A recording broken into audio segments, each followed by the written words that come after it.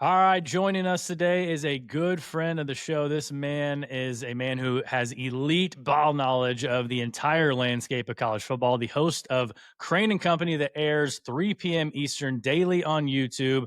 Our good buddy and a man of the people, Jake Crane. Welcome in.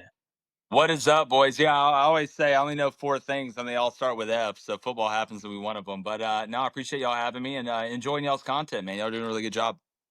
Do you think that there is a team in the bottom of the Big 12 that can come up and make some noise this year?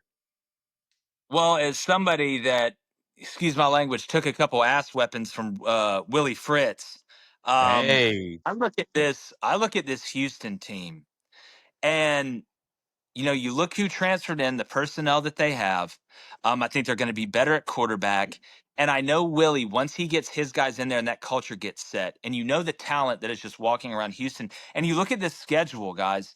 You start out with Stephen F. Austin at home. You go to Rice. You get a winnable game in Colorado, I think, this year at home, even though I think Colorado is going to be better up front. You go to Oregon State, which I think is winnable. Then you have Texas Tech at home.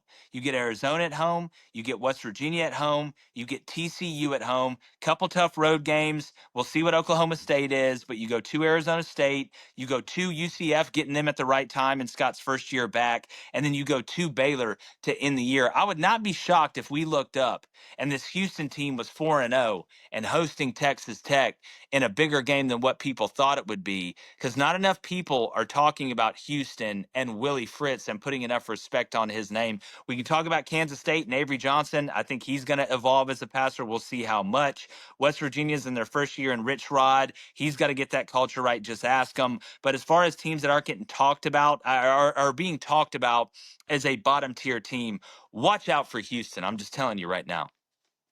Well, Jake, Lance, what do you think about that, Houston? I was going to say, man, Jake, it's like you've got our show notes or something right there in front of you, man. That'll just lead us right into our win totals segment here, man. We're going to give some win total predictions, some of our best bets. So try to win some people some money.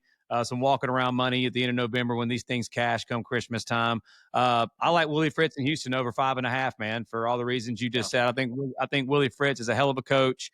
Bringing in Connor Wigman to the quarterback position, transferring in from Texas A&M.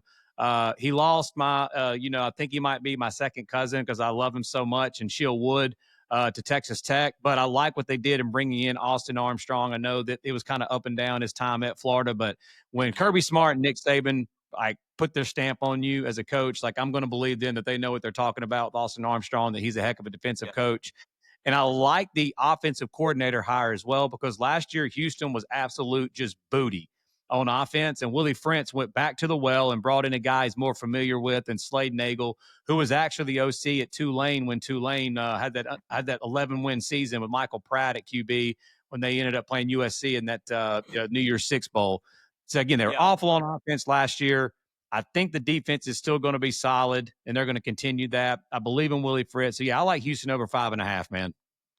Look, I agree with you. I think it's a good bet. What's that going off at? Do you have what the number is on that? Is the money laying on the over? Do you have it, or Oh, is it yeah, it laying is. on? It was like minus. It was juiced. It was juiced like minus 155 last I saw. Yeah, On I mean, I don't FanDuel. think you'd be crazy to buy that up to six if you could to get it on an Yeah. even number. What I am interested to see, my only reservation, I like Slade a lot, and Willie is going back to his roots. But with Connor Wegman, what Willie Fritz cut his teeth on was that spread option Yeah. offense. Like you go back, the Georgia Southern teams used to kill us with it, just kill us with it.